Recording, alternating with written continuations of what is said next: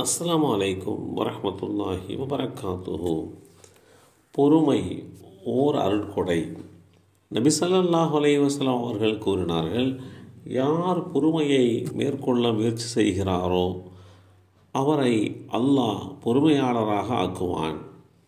மேலும் பொறுமையை விட சிறந்த விசாலமான அருட்கொடை எவருக்கும் கொடுக்கப்படுவதில்லை. இந்த செய்தி அபூ சயீதில் ஹுத்ரி ரலியல்லாஹு அன்ஹு அவர்கள் மூலமாக அறிவிக்கப்பட்டு ஸஹீஹுல் புகாரியிலே 1469 என்ற எண்ணிலே பதிவு செய்யப்பட்டிருக்கிறது. 3 வகைகளில் பொறுமை மேற்கொள்வது, அதன் மூலம் அப்பொறுமைக்கு பிரகாசத்தை பெற்றுக்கொள்ள முடிகிறது. 1. நன்மையை செய்வதில் பொறுமை. 2. பாவங்களை தவிர்ப்பதில் பொறுமை. 3. சோதனைகளில் பொறுமை. ஆகிய இந்த அனைத்து வகைகளுமே அதனுடைய சரியான பாதையை காட்டுகின்ற பிரகாசமாக அமைந்துவிடும். பொறுமை என்பது வெற்றியை பெற்றுத்தரும் முக்கியமான குணம். ஒருவருக்கு எல்லா விதமான திறமைகளும் அறிவாற்றலும் இருக்கிறது. ஆனால் இந்த பொறுமை இல்லாவிட்டால் அவர் வெற்றி பெறுவது மிக கடினமான ஒன்றாக ஆகிவிடும். நம்முடைய எல்லா முயற்சிகளுக்கும் உடனே பலன் கிடைத்து விடுவதில்லை. பலன் கிடைக்கும் வரை காத்திருப்பதே பொறுமையாகும். நாம் விதையை விதைத்த உடனே நமக்கு பழங்கள் கனிவர்க்கங்கள் கிடைத்து விடுவதில்லை.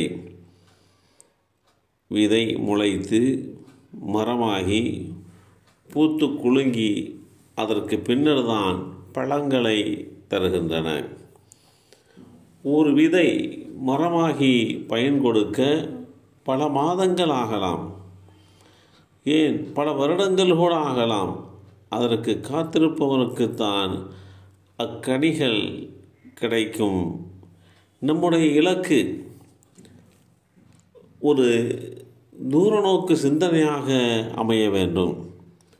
நம்முடைய இலக்கு நோக்கிய பயணத்திலே முதல் அடியை எடுத்து வைத்தும் வெற்றி கிடைக்கும் என்று எதிர்பார்த்து ஏமாந்து போகக்கூடாது. பொறுமையுடன் தொடர்ந்து முன்னேறிக்கொண்டே இருக்க வேண்டும். அப்படி முயற்சித்தால்தான் நாம் உன்னதமான உயர்தரமான அந்த இடத்தை அடைந்து கொள்ள முடியும். இஸ்லாமிய மார்க்கம் அதற்குண்டான வழிமுறைகளை மிக தெளிவாக எடுத்து சொல்லி தந்திருக்கிறது. ஒரு பிரார்த்தனை செய்யப்பட்டால் அந்த பிரார்த்தனை அங்கீகரிக்கப்படுகின்றது வரைக்கும் உறுதியாக இருங்கள், பொறுமையாக இருங்கள் என்று இஸ்லாமிய மார்க்கம் போதனை செய்கிறது.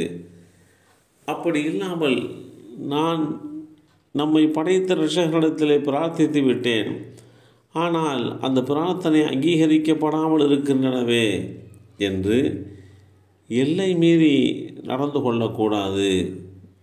இதுவரைக்கும் பொறுமை காத்தவர்கள் கடைசி வரைக்கும் பொறுமை காத்து அதன் மூலமாக கிடைக்கக்கூடிய அந்த பிரதிபலனை அடைவதற்குண்டான வழிகளை பெற்றுக்கொண்டு அதற்காக வேண்டி பொறுமை காப்பதுதான் மேலானது என்பதை இஸ்லாம் எண்ணற்ற வழிமுறைகள் வாயிலாக நமக்கு தெளிவுபடுத்தி காட்டுகிறது.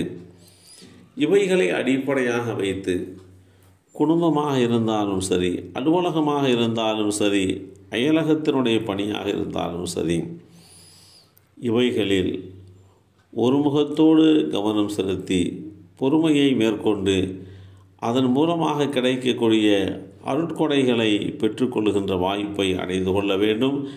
எல்லாம் வல்ல அல்லாஹ் அருள்வாளிப்பானாக. அஸ்ஸலாமு அலைக்கும் வரஹ்மத்துல்லாஹி வபரகாத்துஹு.